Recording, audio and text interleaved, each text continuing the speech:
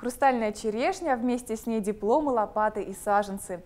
Все это досталось самым именитым и ярким деятелям кино и театра.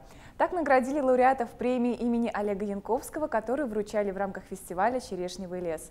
На премии театр оказался вне конкуренции. Сергея Жановача отметили за спектакль «Москва-петушки», который поставила его студия театрального искусства, а Константина Богомолова за постановку, впервые увидевшую свет на прошлом фестивале «Черешневый лес».